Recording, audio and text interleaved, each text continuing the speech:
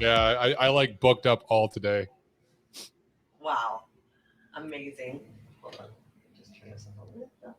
Do you hear yourself when you're talking?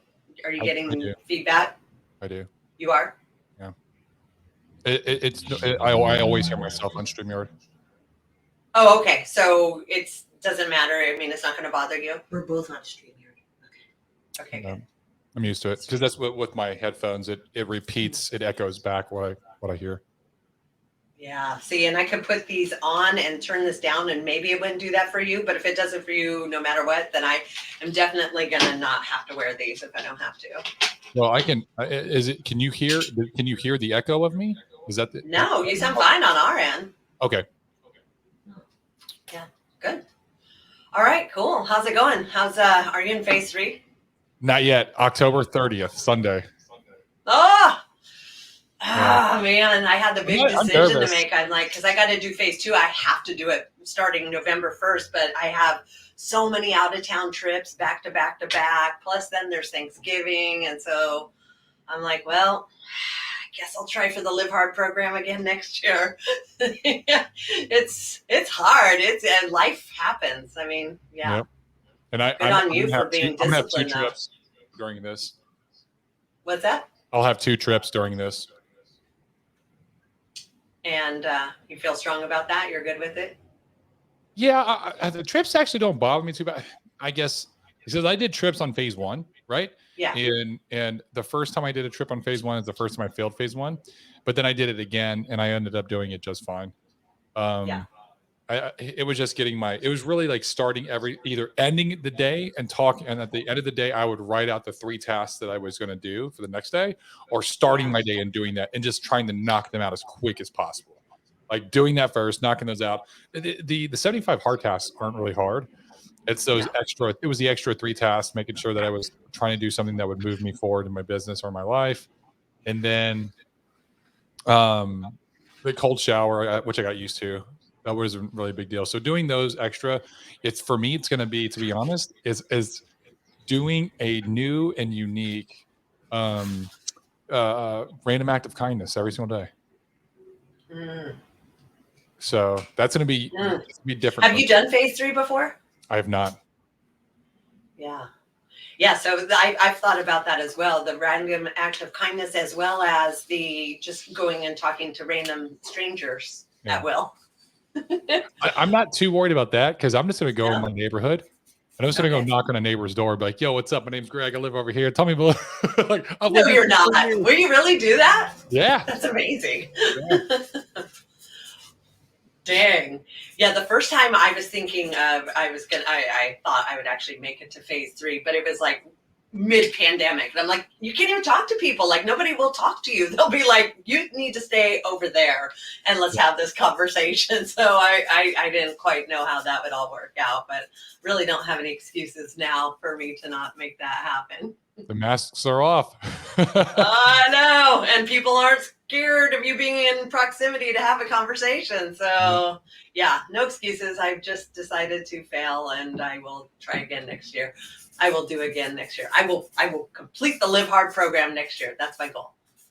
I don't know why I'm so nervous. I just am. I said about this, but I'm like, I'm going to do it. I'm doing it no matter what. If I got to stay up all night thinking about a random act of kindness and then do it, I'll do that. Well, it seems like the big one, like people like to do, is just like go get coffee and pay for the person behind them's coffee. That way it's like, it's just random. And so even if you just bought a cup of coffee every day for 30 days for somebody else, you'd be good. So actually, Andy talks about that on the podcast, and he says you specifically can't do that. He says it has to be No, he did not say that. Darn it. He did. And he's like, he specifically talks about how it's got to be something different. It has to be something unique every single day. Really? Yeah, that's because I thought the same thing. Because I was like, I could just do something like that. I can. Yeah. I could pay for someone's meal. I could pay for someone's coffee. He's like, you can't just go volunteer at a homeless shelter for 30 days. He's like, it can't be the same thing. You got to be something different. Oh my God! Do you got to do 30 different things, or maybe you could cycle back through? Maybe cycle back through. I don't know. Okay, good. Because I'm just not that creative to come up with 30 random things that are disrelated. I almost just want to Google it, like 30 random hacks are kind of, and it just tells me what to do. And I'm like, got it, you know? Yeah. Yeah. I might do that. Oh man. Yeah. I feel that pressure. So, gosh. And it's almost like the more, you know, now our responsibility and accountability just keeps going up, because a lot of people haven't listened to his podcast, nor have they even read his book, and they just go off of the little, like, you know, app. But then, you know, once you listen to all the different things and you realize it's a lot more arduous than that. And so then it's like, damn it, I wish I didn't know that when I went into this. Yeah, I know, right? Because actually that happened to me, because when the first time I started studying for hard, I did my 2 workouts back to back for like the first couple days. Yeah, and then I listened to podcasts, and he, like, one of the podcasts he talked about it. He was like, "Yeah, you can't do it back to back. It's got to be separated by 3 hours." And I was like, "Shit." And then I was like thinking, I was like, well, does that mean I can just go ahead and still go forward from here? And because I didn't know. And then, like, later on, he said something about like holding yourself accountable when you know you've done something wrong, and like just start over. I was like, damn it, I got to start over. Well, luckily it was only a few days in. It wasn't like 40 days in, and you're like, oh man, all that work. Yeah, it was like 4 or 5 days in. Yeah. Dang. So what is this, your third time doing it? This is so I've done 75 hard twice. Okay. The second time is the time that I did live hard. So, and I start phase 3.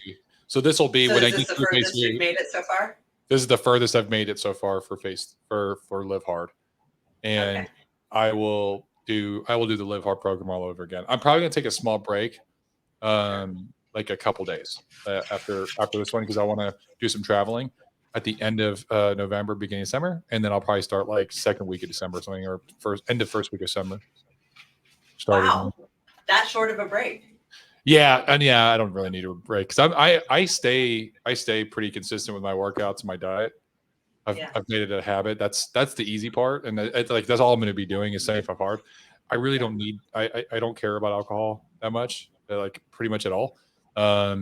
It's just if I have an event where I know or there's gonna be people drinking, and it's a way to connect, like business or something like that, then I'll be like, I can plan it and be like, I know I'm gonna want to have a whiskey or something here, and then I'll start it right afterwards. Yeah, so I was thinking you're totally fine. There's no big holiday meals with desserts or anything you feel like you're going to be missing out on. I'm not really a dessert person. I'm not. I'm a carbs person. I'm a like good bread like that. Oh man, bread, potatoes, rice. Man, that's my weakness. Yeah, I get that. I was off this weekend. We were at a festival, and we're looking at all this food. I'm like, I just want French fries. Those French fries look so good. I know they're cooked in bad oil. I know they're terrible for me, but man, I just want some salty fries. And that was like my big cheat. Yeah. That's, man, good old French fries. Sometimes even like the worst French fries, like McDonald's, like you get like halfway through 75 hard, you're like going on an outdoor workout, and there's a McDonald's nearby. There's like one by my house that I could smell. And I'm like, man, those French fries are so great. Torture. They are like the worst French fries on the planet. I used to make a joke, like, I think they put like crack in these, because there's no other French fry that tastes like this. I don't know what they put in them, but they're so good. It's got I bet it's like the combination of the oil they use plus the salt and everything that, man, they're like perfectly salted while they're still hot, man. Yep. And the consistency's good. It's like not soggy. It's firm enough, but it's not too firm. It's like, no, they got it down. They know what they're doing. Yeah, they do. Yeah, they Sorry. Well, you could actually have those today, because you're not back on till 2 days from now, so you're good. I could technically. But at the end of the day, are we going to go have McDonald's French fries? No, because now we know like what we feel like afterwards. It's like, that's probably not worth that. It's crazy, like when you get away from that stuff too. When I do eat carbs now, and I have a lot of carbs, like I'll have like a day sometimes where I was like, I'm in a carb load. Man, does it mess with my gut so hard. I'm like, I never realized how bad it was, because I've gotten my and it's really it's probably a combination of the enzymes and everything that's in my gut now. and introducing almost like new cultures. Oh, And and the inflammation. I mean, yeah, that's what I notice instantly is just the inflammation. It's like my body almost just like poofs up like instantly. yeah, Dang it, gosh, getting super healthy. Like there's some downside to it. It's way more upside to being healthy, but your body really does respond differently. Whereas that used to be like the norm, unfortunately. And I hate to admit this, like when my kids were young, that's how we ate and were raised on was like McDonald's and different things several times a week. And it's like it's just not good for overall health. it's real bad for you overall. Real bad for you. Yeah. You're right. It's crazy how like your body reacts almost instantaneously. Yeah. Yeah. That's the thing that I've noticed and learned about recently. I didn't even know it was a thing, was that inflammation and what causes it. And then you start to see it in yourself. You're like, oh man, that is a thing. Wow. Yeah, Okay. absolutely. Yeah. Cool. So let's talk about you. How's business? Sure. Man, business is great. Business is great. It's always a challenge, right? It's crazy. And you can probably attest to this, Angela. Because the way that you came up in your business, you started it kind of at the bottom, right? And Yeah. you really started at the bottom. I mean, you started as a patient. Yeah, my bottom was way lower than your bottom, but yes. And so you started like you've seen every single level, and at every level, you probably there were specific challenges that you had to overcome, which at the next level actually helps you to overcome those challenges because you remember the challenges from the previous level, right?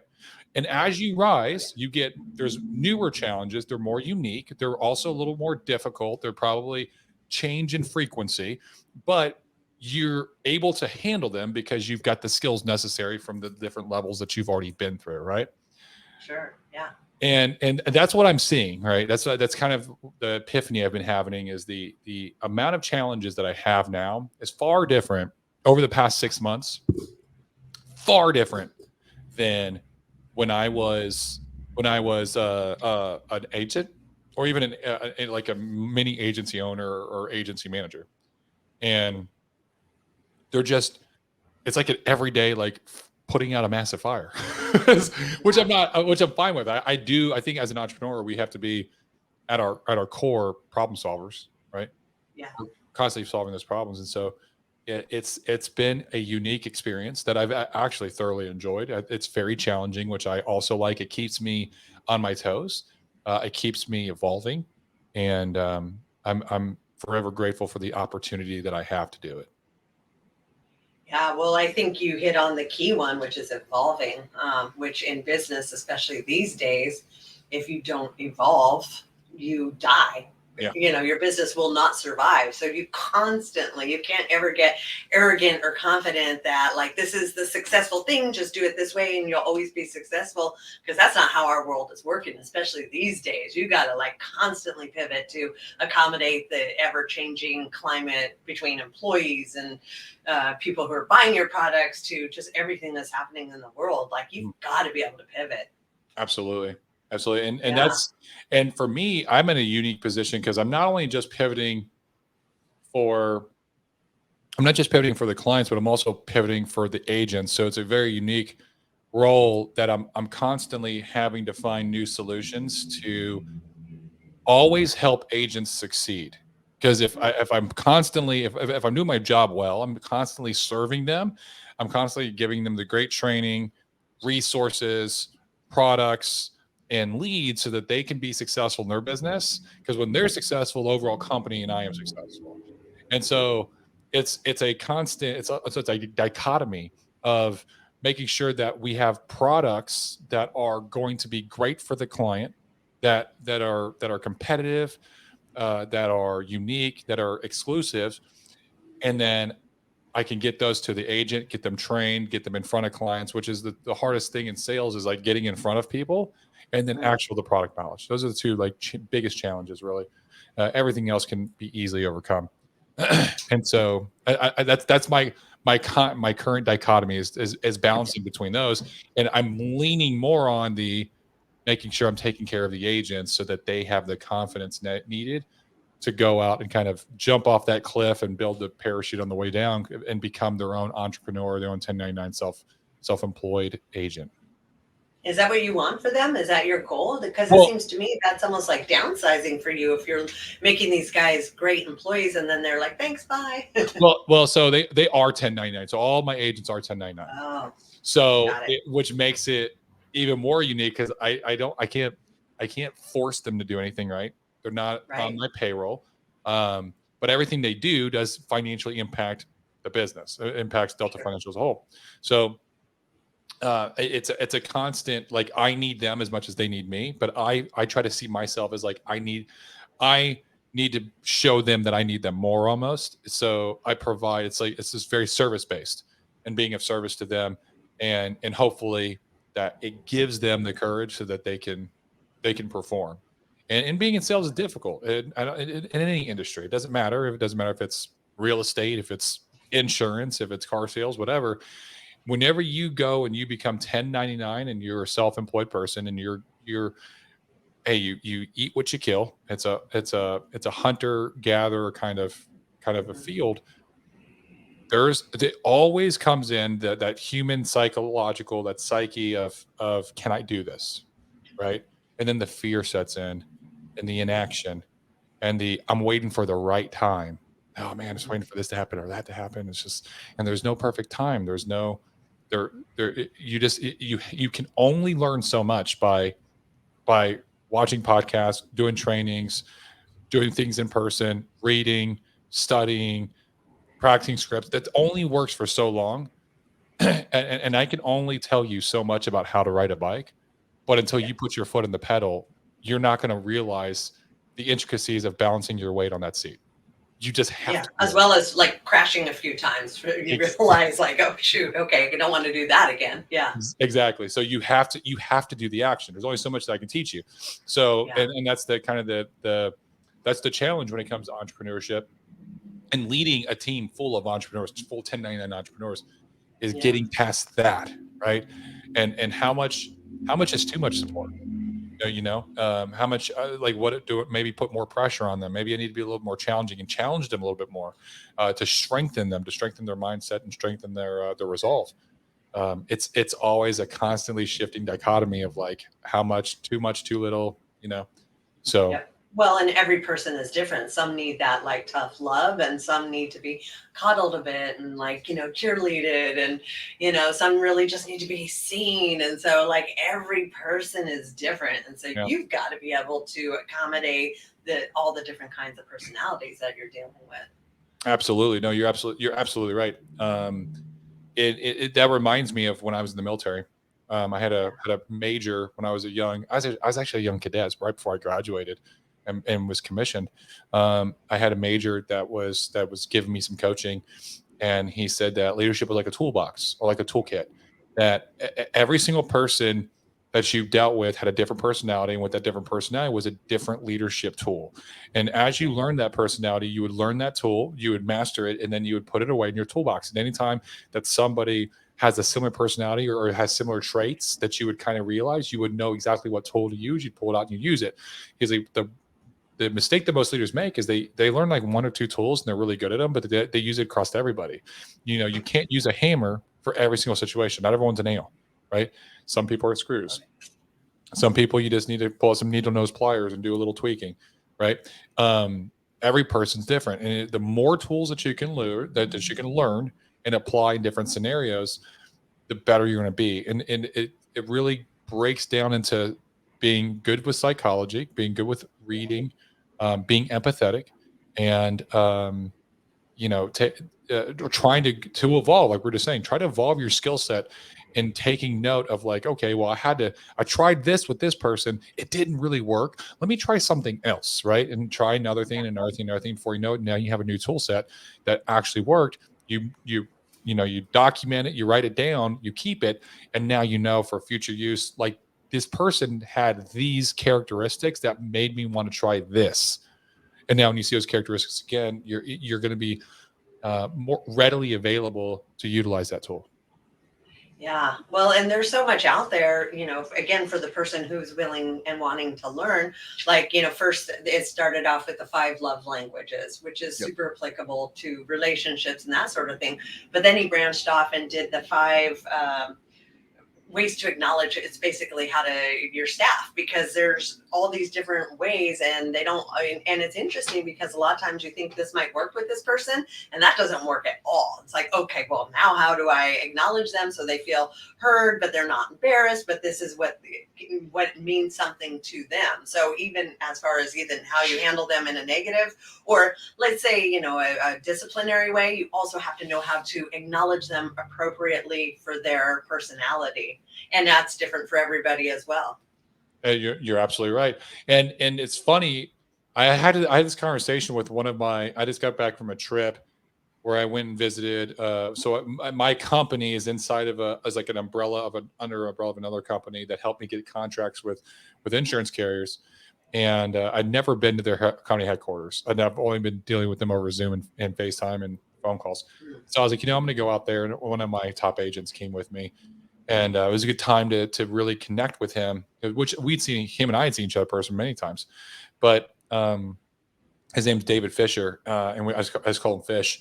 And so Fish and I were sitting at dinner, and we were talking about this. And actually, Ed Milet talks about this in Arte. He gave a training on it, and it's the different ways that you can kind of move and motivate people, because you have you know, some people need structure. You know, they need to have that predictability. Some people need unpredictability. They need to know, like, there needs to be, like, you know, a little bit vagueness where they can imagine an outcome. Some people need love. Some people need acknowledgement or like significance. They need to feel significant. Some people need to make a contribution. They need to feel like they're contributing to something so larger, right? So you have all these different things, and I was breaking it down with him, and I was like, so for instance, let's talk about some people on your team. I was like, which way do you think you get this person to move and act? What do you think is most important to them? And he was like talking through the person and going over, and I was like, you know, different conversations they had and the kind of person they were, and I was like, well, so based on that, I would think their primary is probably going to be contribution, right? But their secondary is probably also significance. Like they don't mind being in the limelight. They don't mind being on stage. They don't mind being on video and talking and helping people, but they also do want to make an impact. And that's a little bit more important to them. So I'm actually breaking that down from, and you can almost see like the wheels turning. And he was like, oh man. And he was like, what do you think I am? And I told him, and he was like, dude, you're so spot on. He's like, I never thought about this. And so he's taking that role. I'm trying to develop him to become a new leader, and he's taking that role leader because he has agents underneath him.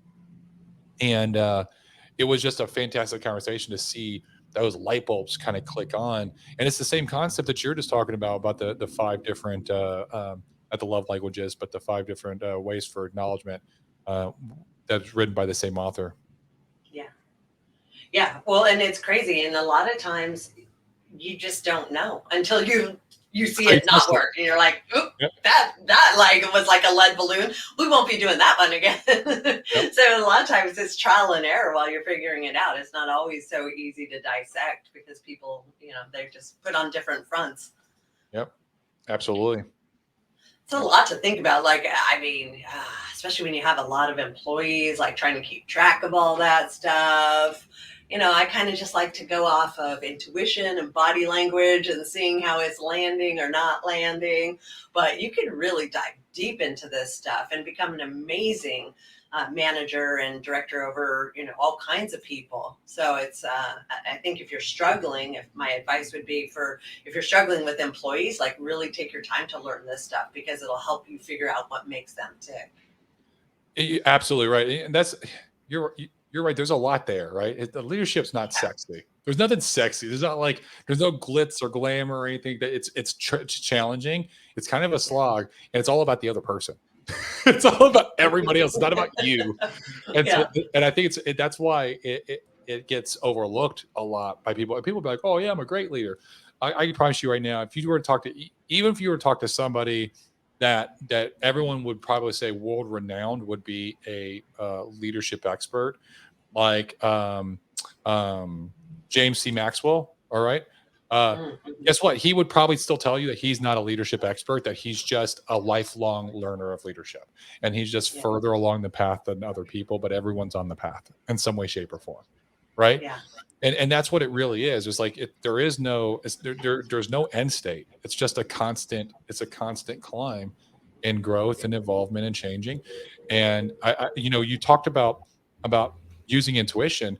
I almost feel like I use intuition a lot too. A buddy of mine teases me for, because he's just like, it's like he jokes that I have this intuition of knowing exactly when to do things. And what I think what it really is just it's like a subconscious attraction of all these different variables that my subconscious kind of works out, and I trust my subconscious to tell me, and it does. And it feels like a gut. It feels like kind of no, this feels good. We're going to do this today. I'm going to have this conversation. I'm going to do this, that, the other. And I'll talk to, my mentor slash business partner slash friend. His name is Tyler Mitchell. Him and I talk about it, and he'll be like, hey bro, you got to do this. You got to do X, Y, Z. I'm like, nope, not the time. No, bro, you got to do X, Y, Z. Nope, not the time. And then one day, 3 weeks later, I'm like, hey dude, today's the day. I'm gonna do it today. And he's like, well, why today? I can't tell you why. I just know today's the day. And what it really is there was events that happened that put pieces in play that I'm seeing all the pieces happen in play. It feels like intuition, but it's like all these different things that over time, and it's through experiences that I've had that I'm analyzing really quickly. And I think that's the same concept. It's, you've been dealing with people so long, Angie, that you kind of, you recognize things that other people don't recognize. And it's because you have the experience. And so what may seem like intuition to other people, to an outside person, it's really just experience coming through. Yeah. Of the probably thousands of people that you've dealt with, that you've helped change lives over the years you've been there. Totally. So no, you're absolutely right. Like I'll just catch something in a wording they said, and my brain will go, that's not lining up with what just happened. Like there's something there. You're right. Just little things and there's no replacing experience. There's nothing on the planet that it replaces experience. Absolutely. And so, I'm fascinated by leadership. I think leadership really does make the difference in any organization. And I think a good book, if we're going to recommend to the listeners a good book to read, to go to, honestly, is Emotional Intelligence 2.0. If you can raise your emotional intelligence, which actually is very easy to raise, you can raise your emotional intelligence relatively easily. If you can raise your emotional intelligence, you will have better communication. You'll have better listening with individuals. And that's kind of that's the starting block. That's like the biggest thing that people mess up is not listening and not being empathetic and trying to just listen to understand another human scenario and take it all in. And because what's going to happen, it's a psychological concept, is that if you see somebody doing specific actions and then you ask them good questions and you understand their reasoning of why they did it, when you see another person do very similar actions, you now understand why they're likely doing it. And now you more likely have a solution to their problem because you've experienced it before. That's why psychology exists, is because we're all pretty similar, all for the most part. And there's reasoning and justification of why we see the world. Very rarely is somebody off that beaten path. And that's why psychologists get excited. That's where like, ooh, you're unique. You're a psychopath. let's study you, right? Yeah. I love that. Now, do you think it's a generational thing? Because as you were saying that, I'm thinking like for example, when I was a kid and my mom was growing up, her boss would never be like, well, talk to me about that. How are you feeling? He'd be like, do this. And he'd walk out of the room. There was no let me listen to what's really happening. It was always a command down the line. Yeah. Do you think there is a generational thing that's occurred that's made us, obviously evolve to be better leaders, and like we were talking about earlier, and as I'm saying this out loud, like we've had to, because every generation is different and they don't respond the same way as the previous generations did. So I think it is a generational thing. I think I assume this is probably during like the 70s and 80s when you're talking. So, if you look at the 70s, 80s in terms, there was like almost like a corporate revolutionary period where like corporate America was becoming big. It was like it was this time frame when big business was starting to become important, and they were starting to glamorize it on TV and in the movies, and everyone wanted to be the big boss, like to kick your feet up and like do this and do that, and like have the assistant come in and the phone that tells, you know, the put it on speaker, all that crazy stuff, right? And so I think because of that you had these people that were trying to emulate the bosses that were highly popularized in media, in movies, in TV during that period. And so you had this basically, I would say, decline in organizations learning to grow. Because how many, like, think about a lot of the organizations and companies that were around in the 70s and 80s that are not around today. There's like hundreds, thousands, right? Yeah. That did not make it, and it's because they had limited thinking. They were playing an infinite game. If you're a Simon Sinek fan, they're playing an infinite game of business, but they're playing by finite rules. And so since they're playing the wrong rules in the wrong game, and what happens is that they're eventually going to work their way out of the game. And the point of the game of business is stay in business as long as possible until either the will or the resources run out to stay in the game. And what they were doing is they didn't realize is they were just running through their resources even faster, and that's why they left. But I'm sure that there are companies that have existed, that were existed in existence then, and they existed through that. Like, I doubt Apple had that kind of employee manager relationship. I bet you the magic of Apple at that time is probably the same magic that it has now. People talk about having now. That is probably, that's part of like who they are. That's at their core. It's at and that's what made them special then too, because that's like their why. So I think it's a generational thing, and I think it was just companies making mistakes. Yeah, well, I think about, and it's interesting because, you know, with COVID, and, you know, we've noticed just a change in generation because I have a lot of younger employees and that sort of thing. And it seems to be like you were talking about 80s, 90s. It was like, make as much money as you can, work as hard as you can.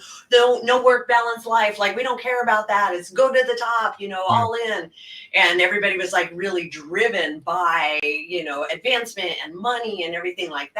And now it seems like there's been a tremendous shift where that's like good. Like, I'd like that. But what I really need is like, I need to only work 8 hours a day, and I need my time off, and I need extra PTO. And I just don't want that stressful of a life. I need my balance, you know? And so there's like this odd shift where, you know, trying to climb the ladder isn't the most important thing anymore. Now it's like, well, I'm kind of that good, and you should see that in me and just put me there. And meanwhile, I want to have all this other stuff so that my life is a little less stressful and that sort of thing. I think also a generational thing. There's a quote that it's hard times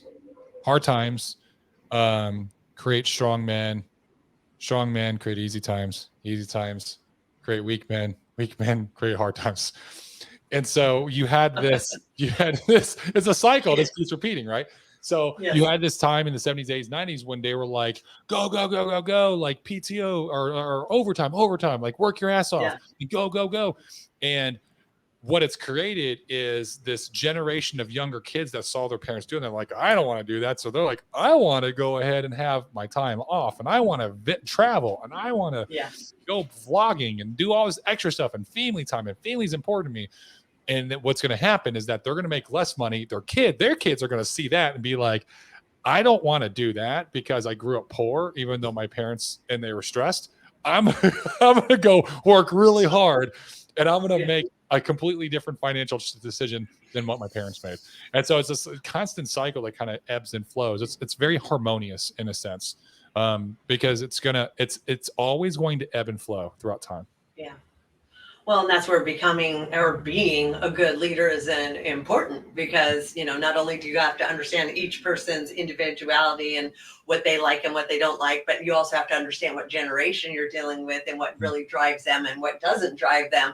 And then accommodating those needs, which as a owner of a company is difficult because you want to make blanket rules, not special rules for you and special things for you. Like it's a very interesting time to live in when there's so many different needs and wants. It's not like the old days, which is like you went to work, you did your job, you left, you were done.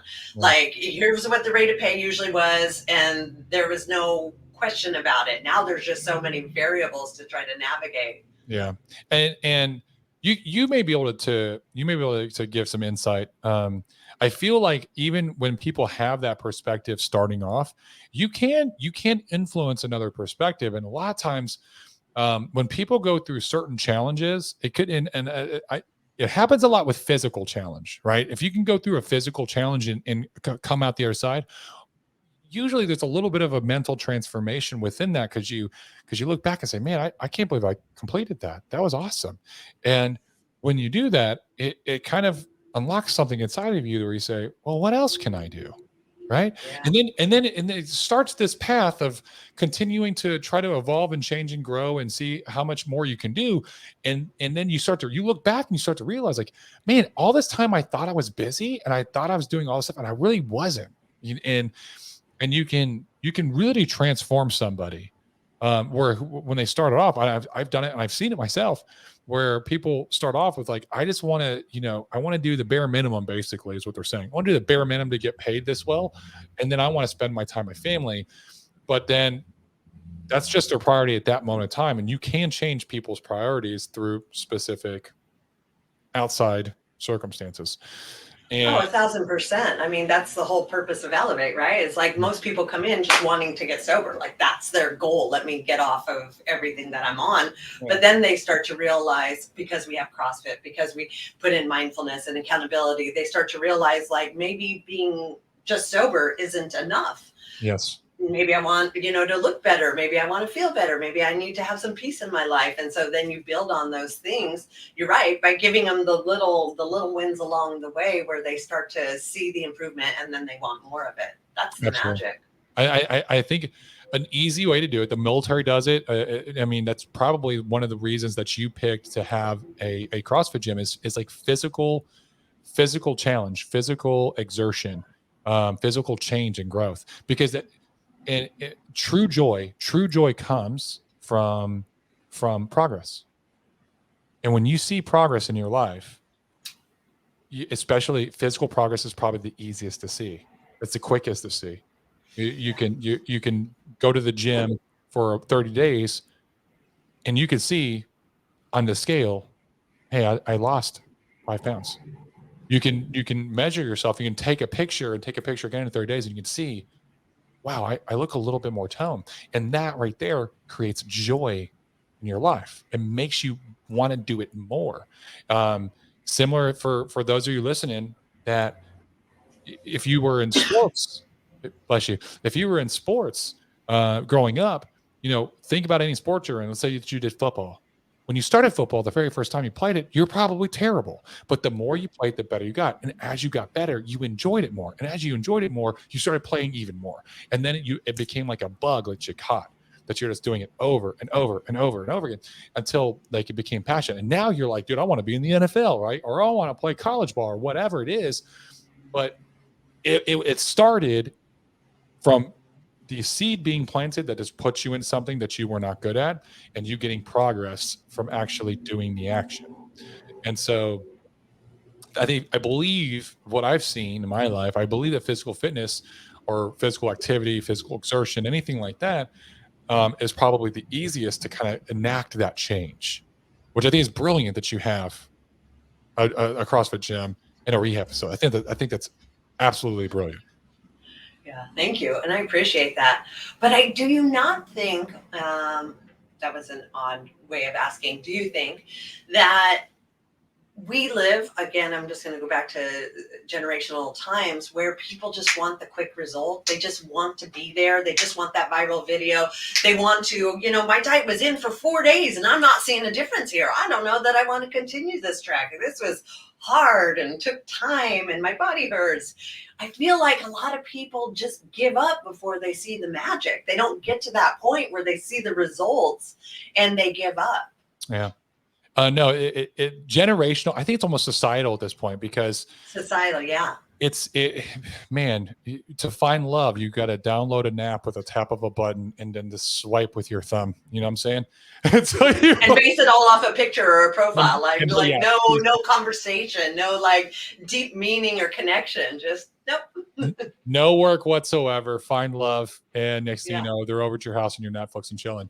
You want instant gratification. You can turn on your TV and watch any movie at the press of a button to whatever suits your mood.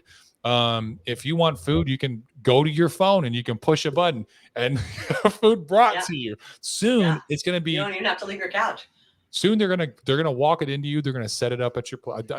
I don't doubt it. Right? They're gonna start spoon feeding you. Right? While you're in metaverse with your goggles on, you're just gonna open your mouth and they're gonna spoon feed you. Like everything's being done for people, so it's making people lazy. Hey, you want this? We'll order it. You'll have it in a day. You don't even have to go to the store. You don't have to drive there. You know, you want your groceries? Hey, have somebody else do it for you. Just go and order your groceries. Have them delivered. Everything is centered around making life easier, and that is human nature. That's why we evolved, and that's why we are the apex predators on this planet, is because when you evolve, you can either get smarter or you can get stronger, and we got smarter, and that's why we are the superior species of this planet. But part of that evolution is that we also seek making things easier for ourselves, make comfort, right? Hey, it's cold outside. What do? We invented fire. Hey, we had to go longer distances. What do we invent? We invented the wheel. And so everything has been a constant evolution of making life easier. And if you look at, there's almost a bell curve for technology that we're at the explosion point where technology is going to outpace the increase in technology will outpace human capacity. And there's a really good documentary about this that talks about it. I think it's called The Transcendent Man. It's been a while since I watched it, but he literally talks about how there will come a time when technology does completely outpace humans, and it will become self-evolving, and it'll go past us. Scary. It's scary to think about, right? That's when the robots take over. So and even Elon Musk was saying in a interview that he did with man, what's his face? Joe Rogan. He did an interview with Joe Rogan. He said, there's going to come a time that we're going to have to become one with technology, or technology will control us, period. Because it will get to a point. And that one with technology is like literally like having chips implanted where we can technologically advance ourselves. And I don't doubt that will happen maybe one day in our lifetime, maybe not, but it will probably happen one day. But that's the challenge. We're literally fighting. We're fighting our biological and just ancestral desires to make life easier on ourselves. And so the people that fight that and take the hard way and do the long route and don't cut corners and take the stairs instead of the elevator and go out and hunt instead of like going and having your food ordered and delivered for you and do all these different things, those are the people that find the sweetest success in life. Well, and I think they're the healthiest body, mind, and soul, because there's a challenge, there's a achievement, there's all the things, as well as the fitness, when everything's just being delivered and you don't even have to leave, like, why do you want to go to the gym? It's like, and then the more unhealthy you are, the less likely you are to do that, the less you want to do that, the less you don't have to do that. So for sure, I would say right now, technology is winning, like hard. I think the pandemic just escalated that like tenfold, and now we've got to try to like tip that pendulum back the other way, where we get people out and moving and working on themselves and feeling good about that, and letting them know you can feel good about that, and there is pleasure in achieving hard things and just trying to get there. I'm telling you, it's true joy. And there's a great book called The Chaos Machine that talks about Facebook and how Facebook is killing your mind. It's like controlling your mind. It's almost like a gambler's addict when they go into a casino. Everything about a casino, the placement, the sounds, the colors, the lights, the air that's pumped into it, everything is meant the darkness, it's all kept real dark. So you don't know clocks anywhere. You don't have any concept of time.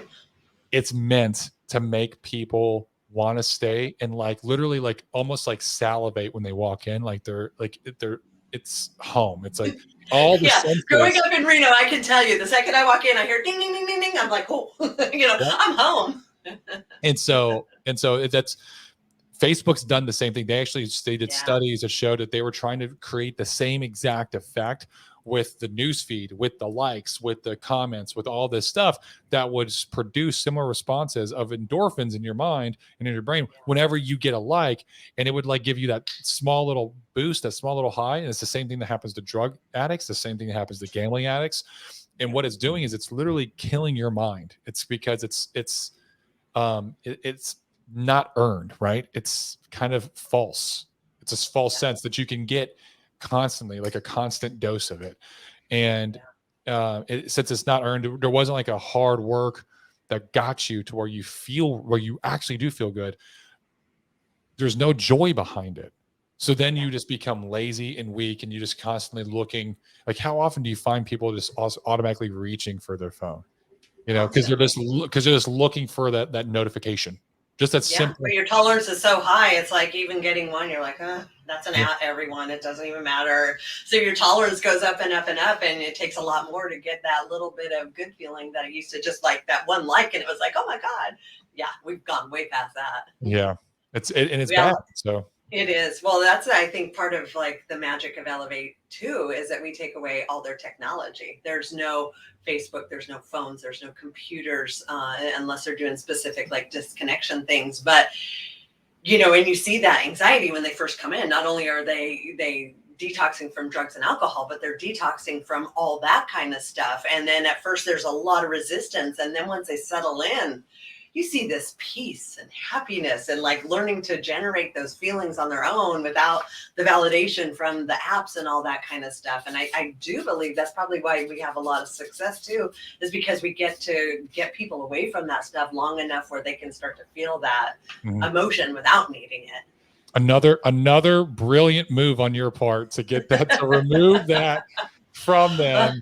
Well, and most rehabs don't do that, because most people will say, I came here to get off drugs. I don't care about that. And they're like, okay. And they let them have their technology, that sort of stuff. Yeah. Getting a detox from your phone during the time frame, that's powerful.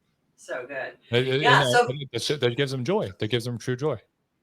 So let's talk about that. So what are some hacks that we could tell our listeners? Like, we talked about all the problems of, not achieving things with technology, the path that we're on as a society, that sort of thing.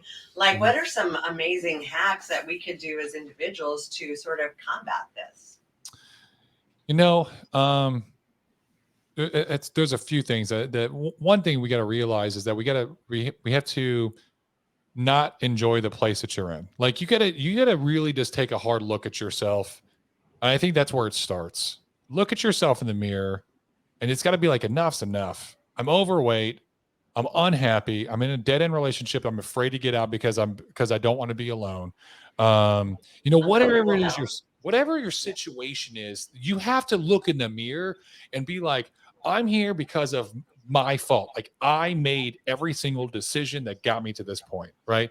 And when you can do that, and when you can honestly do that, it makes it to where you have a path forward, where you actually are telling yourself, like, I'm in a painful enough situation. It's like Tony Robbins says, you're not gonna go through the pain of change until the pain of staying the same is greater than that.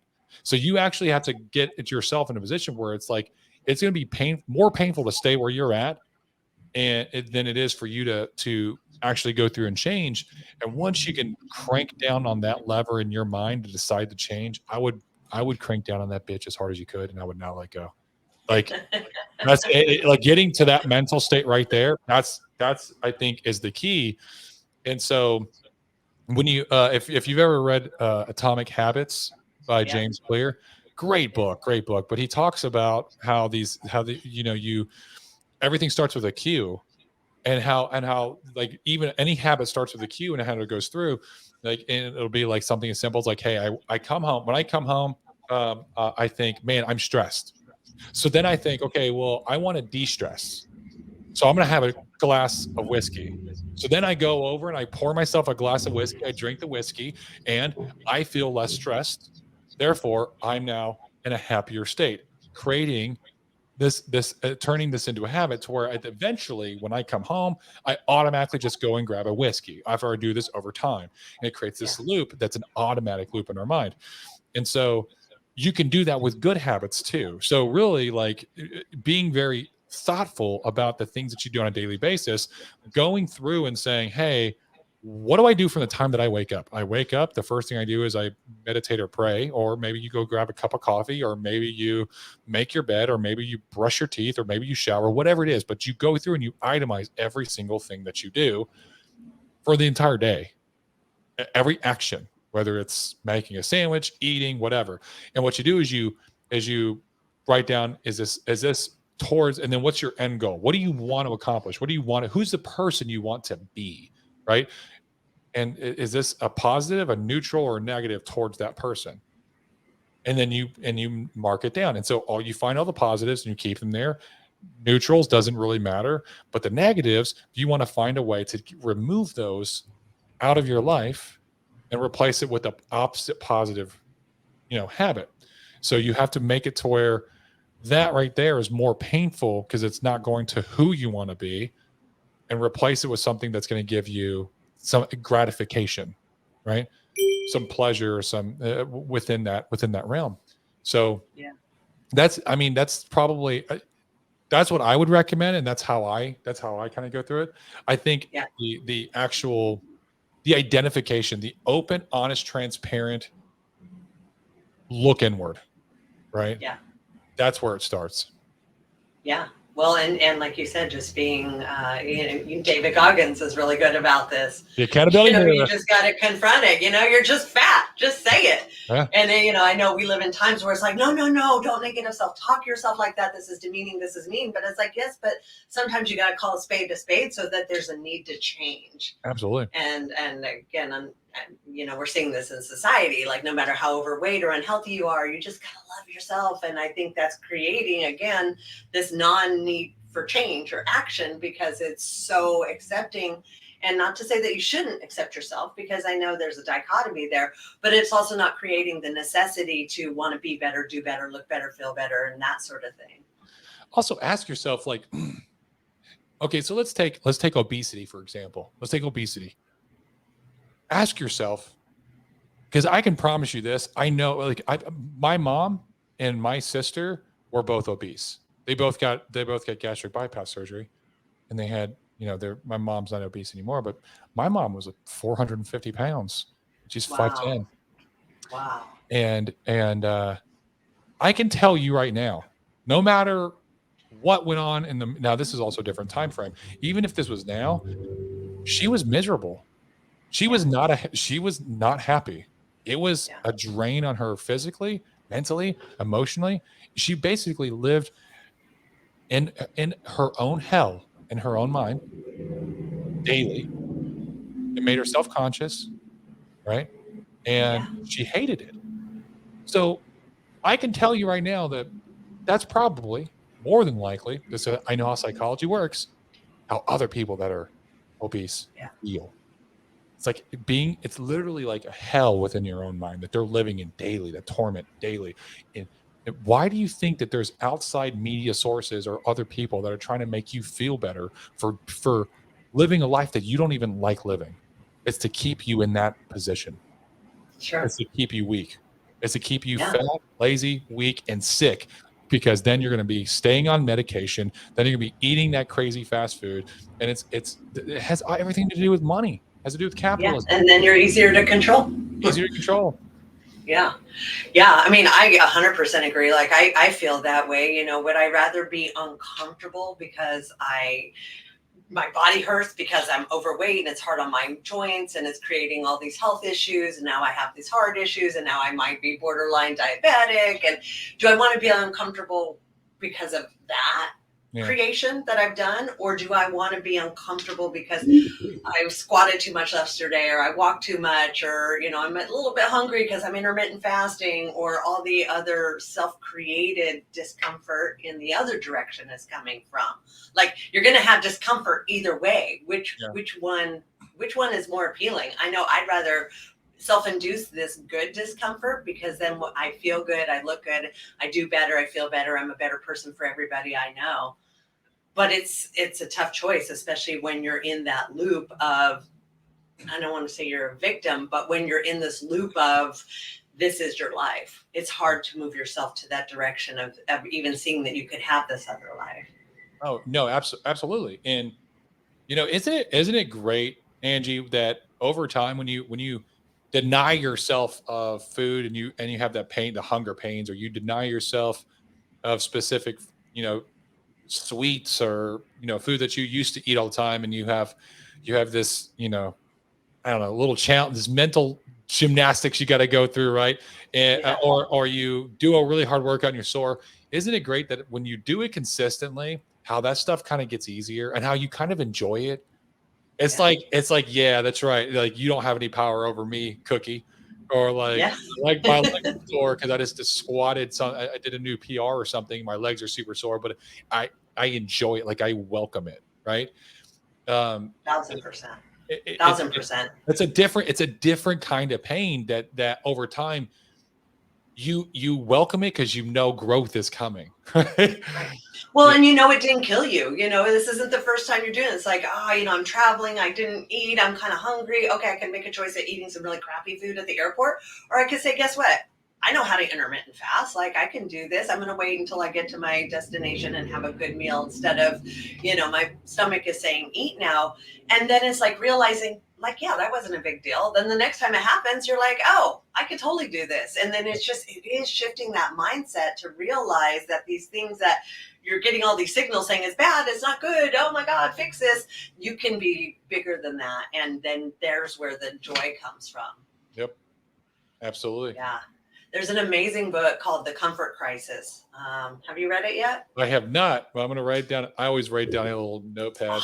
You should love that. But it talks about, you know, everything we're talking about, how as a society we've been pushed into comfort as opposed to discomfort, and how we literally have to fight that urge for being comfort because it's so unhealthy. And then how to do that is to purposely put yourself in discomforting situations, whether it's physically or mentally.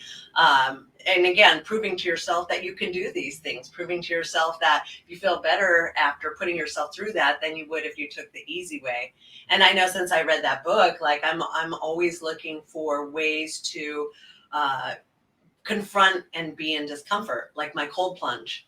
I hate it. I've been doing it 1.5 years and I still hate it every single time. It's never gotten comfortable for me, but I know the benefits on the other side are so worth it. But it's a lot of discipline to force yourself to do something that you know is going to make you uncomfortable and you're going to hate it. I actually got used to the cold showers. I'll take a cold shower all day. Cold plunge is something. Cold plunge also does suck. Have you ever done? Yeah, that's something else. Have you ever done the? It's like the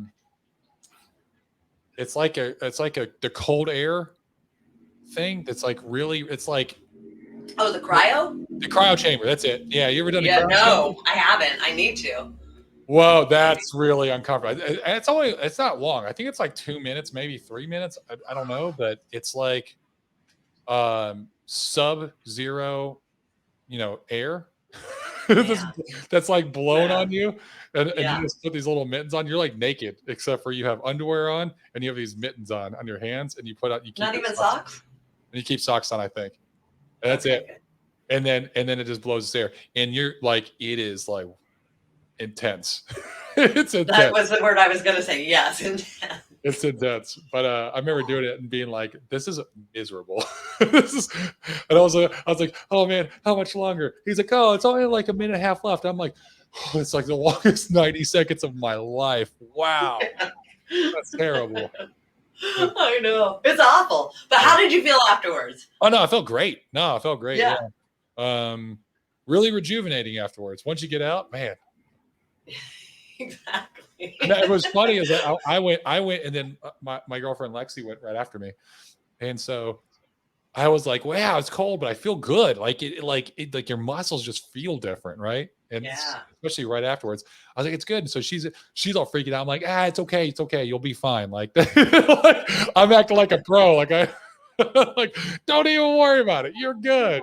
Easy, no big deal. So she did it for like half the time, and she was like, no, this is never again. This isn't for me. Never again. So. Yeah. Well, and it takes a certain person to want to do things like that, and I think once you start increasing your level of comfort, you have to go harder and harder to reach that discomfort place. Yeah. I think, I'd agree with that.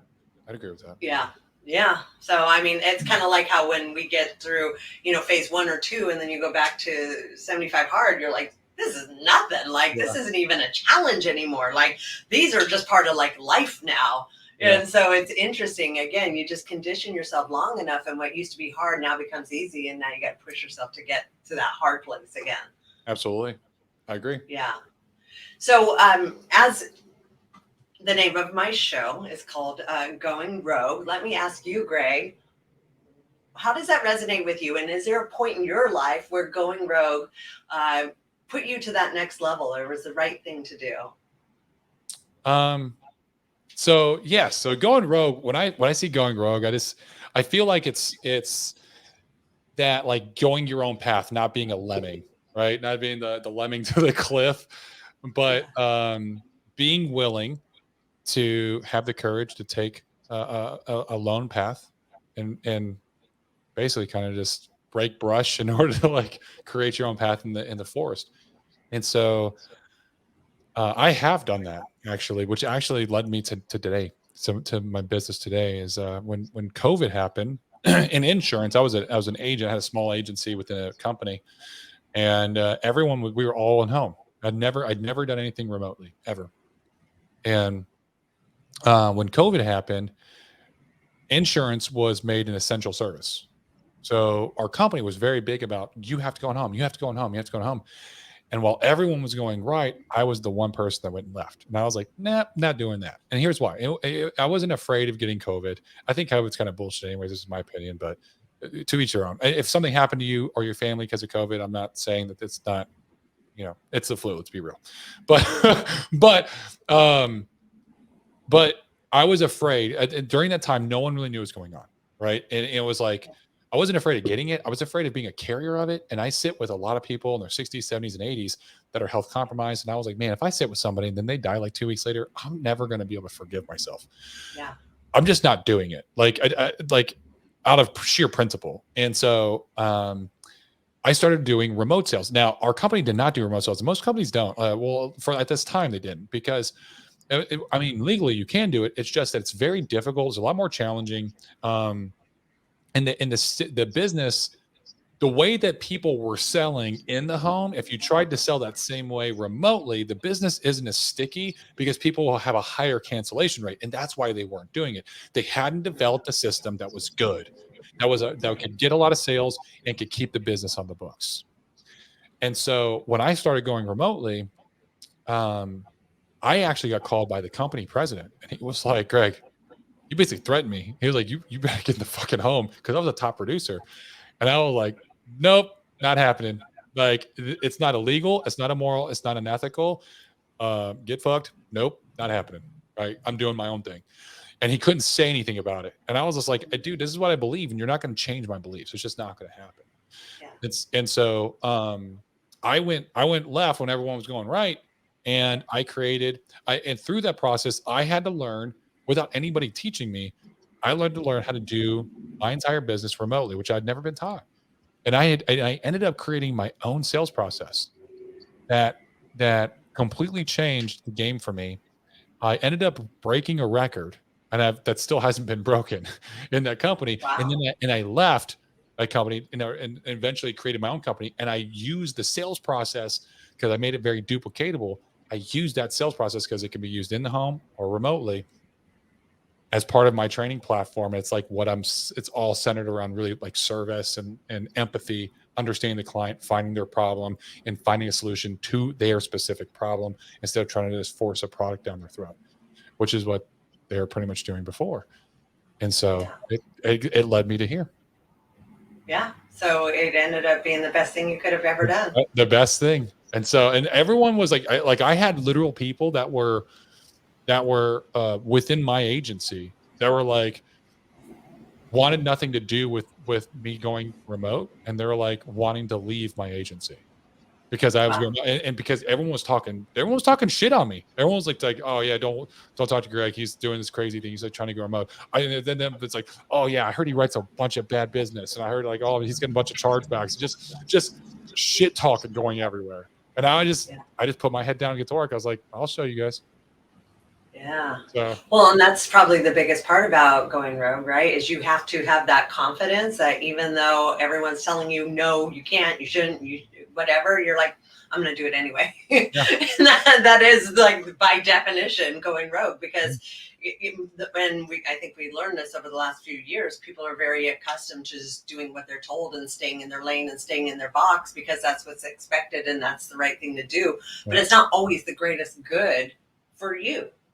And just because you're going off in a different way doesn't mean that you're bad or wrong, and neither are they, but it's why we're entrepreneurs, right? This is how we operate. It's what we do is let's find a new lane. Let's create a new lane. There's no lane here. Let's make a lane. Let's do something differently.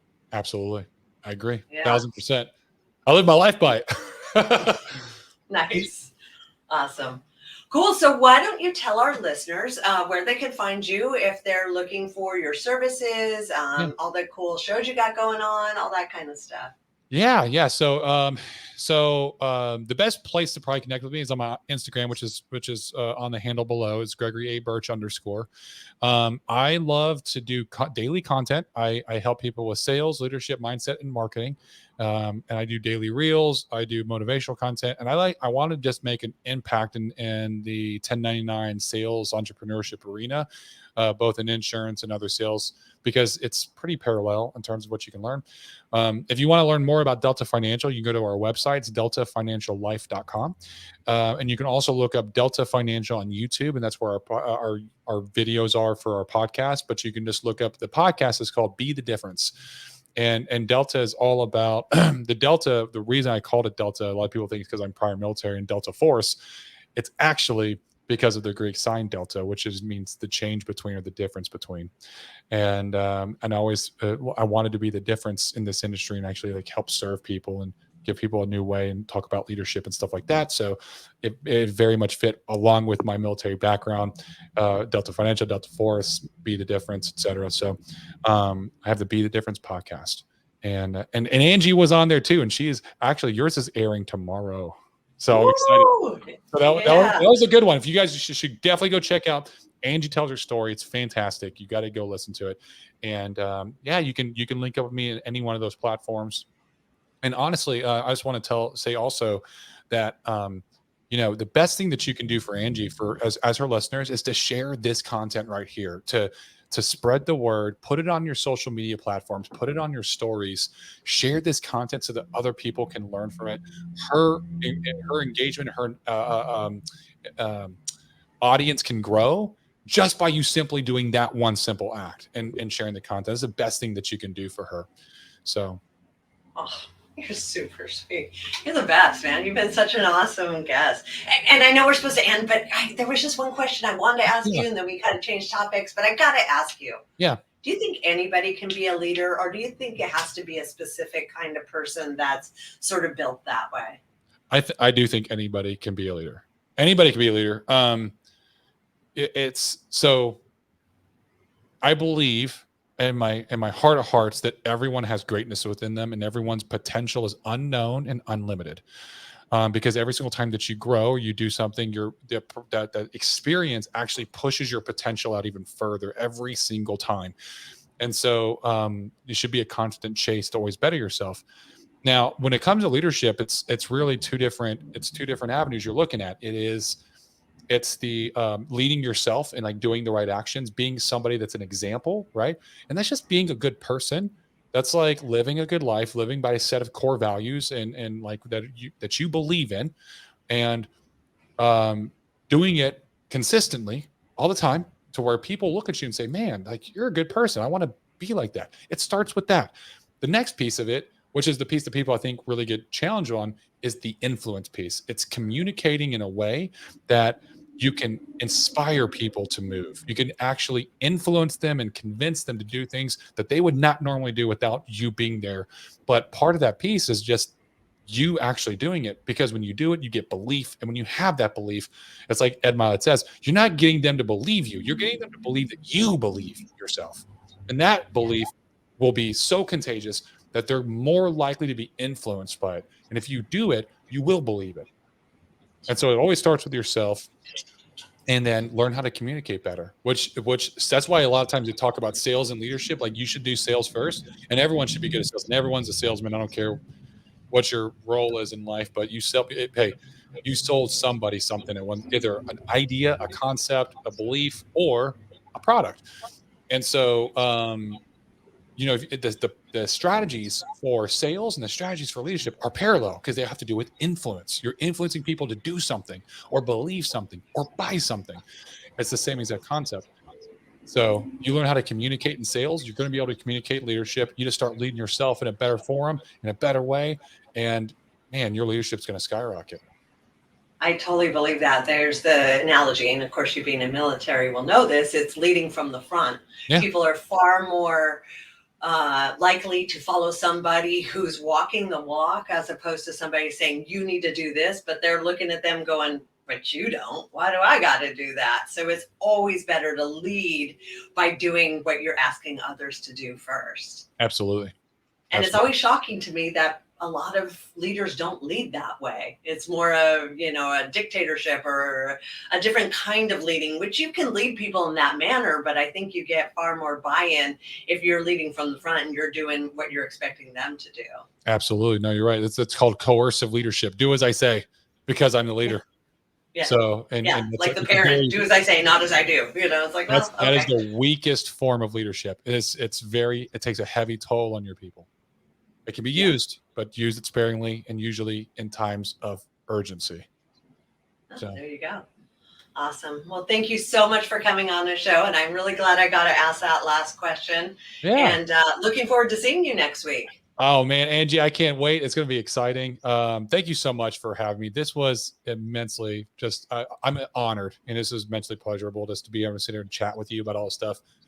You ever want me to come back on? I'd love to do it. So I just want to chat about leadership.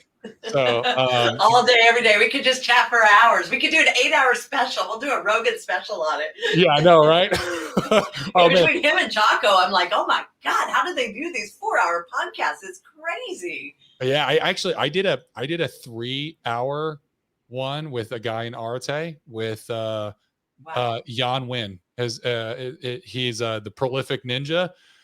Okay. Actually, we did 2 parts. We did a 3-hour and a 2-hour. I came back. He's like, dude, you got such a great story. You got to finish it. I didn't even finish my story. We were talking for so long. You should go listen to it. It's actually it was a good podcast. I go into some deep stuff. Nice. My attention span is not 3 hours. You're like, no, thank you. No, thank you. Awesome. Well, thank you so much for coming on the show, Greg. Listeners, please go find him. You're an amazing guy, and looking forward to seeing you next week. Yes, ma'am. I look forward to seeing you next Friday. You take care. Have a great weekend. You too.